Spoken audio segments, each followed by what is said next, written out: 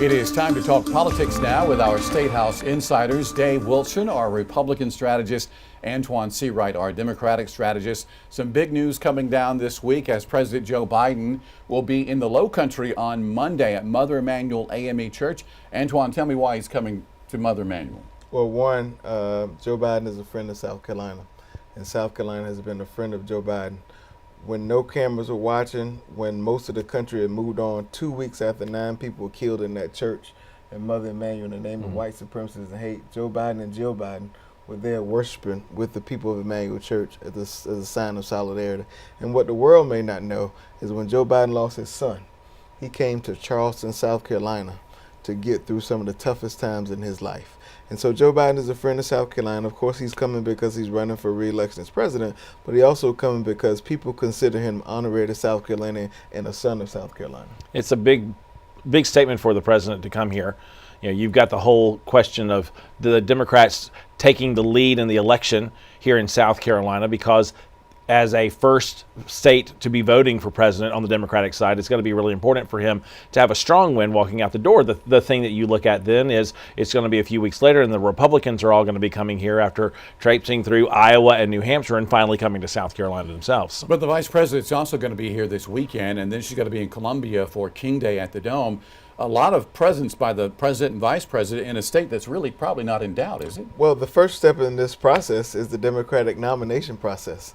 And we know so goes South Carolina, so goes the Republican nominee and the Democratic nominee. And so what you see is this increased activity, one, because South Carolina is a true bellwether in the Democratic primary. 60% of the people cast their vote in this state, Dave, are African American. That's very reflective of who I would think the infrastructure of the Democratic Party is. But it also shows they're not taking anything for granted, especially the state that has launched every presidency to the president on the Democratic side since 1992, with one exception, neighboring son John Edwards in 2004, who did not win the nomination but went on to be the vice presidential nominee that year. It was the same thing that happened with Newt Gingrich. When Newt Gingrich defeated Mitt Romney here in the state, it was the only time that the Republicans haven't won, and that's why the Republican and the Democratic primaries are so important, because your vote is a statement about where you want the country to be going from a leadership perspective. And nobody should ever take that for granted. I know the Democrats filing or being able to register to vote for the Democratic primary is over with, but on the Republican side, you've got until the last Thursday of the month to be able to register to vote. So if you haven't registered to vote yet, you have to be able to do so by the end of the month. Yeah, the Democratic primary is coming up on February 3rd. Republicans 3 weeks after that on February 24th. Between now and then, do we expect to see any Republican candidates in the state as far as campaigning? Will we see the former president here? You will probably not see any Republicans until Iowa and New Hampshire are over with right now. Really, the fight it's a fist fight right now of words between Ron DeSantis and Nikki Haley. Who's going to win what? You know, it looks like DeSantis is taking a sizable second place lead, as Antoine would love to be able to tell you. That's a distant from Donald Trump's first place position right now, and so they're fighting for second place right now in that contest. And it looks like Nikki Haley may be giving up a little bit on Iowa because she told votes in New Hampshire that they can correct the mistakes that Iowa makes, and that was a big pushback for a lot of folks in the state of Iowa who were insulted by the fact that their first place in the position on the Republican side is getting dissed by South Carolina's former governor. So again, if the former governor here, Nikki Haley, does poorly in South Carolina, and when I say poorly, I mean she doesn't win her home state, what happens, Antoine? Well, I think the race is already over, but I'm not a Republican.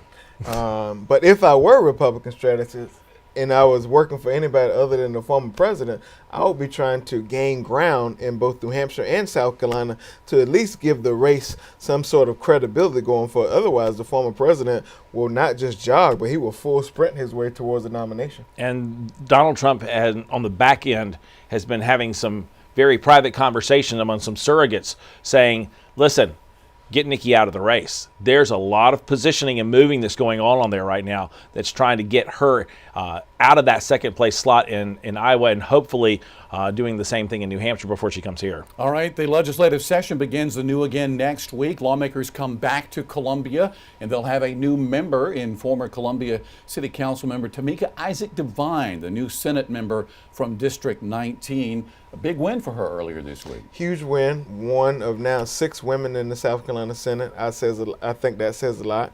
has children in public schools. I think that says a lot. I think the only woman that's given birth to a stillborn child, when you think about reproductive freedom being a top of mind issue for a lot of people in the state.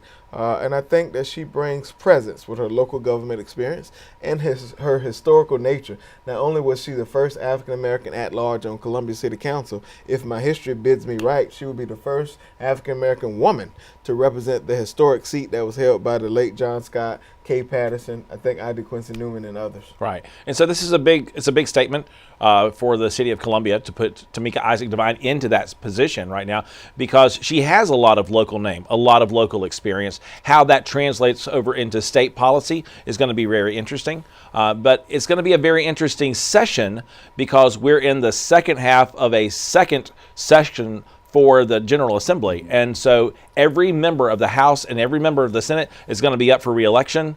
So there's going to be a lot of inaction before there's action, and there's a lot more for us to talk about in future Insiders. We have about a minute or so left. What are some of the big issues this year you expect to see discussed? I don't see how we not talk about some of the things that have happened in Washington, D.C. from a legislative standpoint and how you put those things to action here in South Carolina, whether it's infrastructure, whether it's climate, whether it's all healthcare, all those things. The money that has come as a result of Joe Biden, Kamala Harris, and Democrats coming to South Carolina to make South Carolina work even more efficient.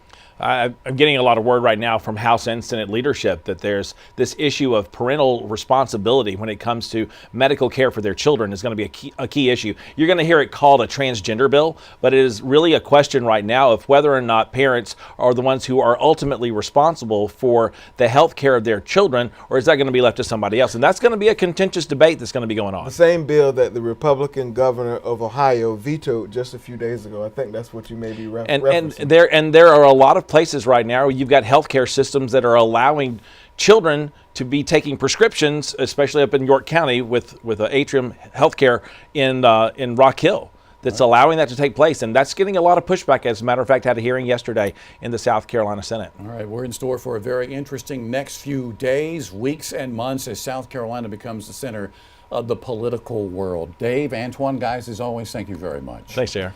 And for more